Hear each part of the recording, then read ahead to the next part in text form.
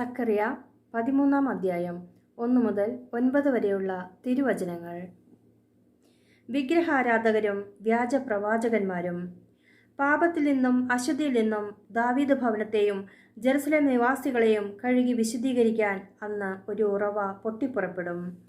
സൈന്യങ്ങളുടെ കർത്താവ് അരുളി ചെയ്യുന്നു, അന്നു ഞാൻ വിഗ്രഹങ്ങളുടെ നാമം ദേശത്തുനിന്ന് വിച്ഛേദിക്കും, അവയെ വിസ്മൃതിയിലാഴ്ത്തും. പ്രവാചകന്മാരെയും അശുദ്ധാത്മാവിനെയും ദേശത്തുനിന്ന് ഉന്മൂലനം ചെയ്യും.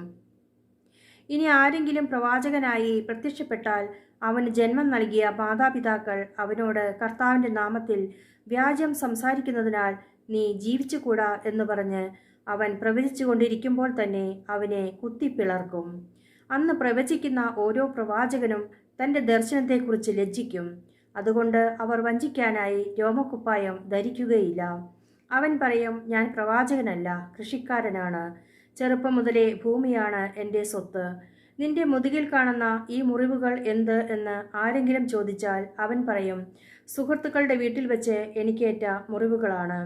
സൈന്യങ്ങളുടെ കർത്താവ് അരുളി ചെയ്യുന്നു, എൻ്റെ ഇടയനെതിരെ എന്നോട് ചേർന്ന് നിൽക്കുന്നവനെതിരെ വാളെ നീ ഉയരുക, ഇടയനെ വെട്ടുക, ആടുകൾ ചിതറട്ടെ, ദുർബലർക്കെതിരെ ഞാൻ കരമുയർത്തും.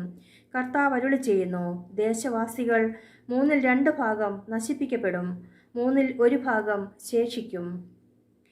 ഈ 1/3 ഭാഗത്തെ വെള്ളിയെന്ന പോലെ ഞാൻ അഗ്നിശുദ്ധി വരുത്തും, സ്വർണമെന്ന പോലെ മാറ്റ് പരിശോധിക്കും.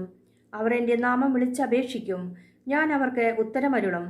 അവർ എൻ്റെ ജനം എന്ന് ഞാൻ പറയും, കർത്താവ് എൻ്റെ ദൈവം എന്ന് അവരും പറയും. ദൈവവചനമാണ് നാം ശ്രവിച്ചത്. നമുക്ക് ദൈവത്തെ സ്തുതിക്കാം.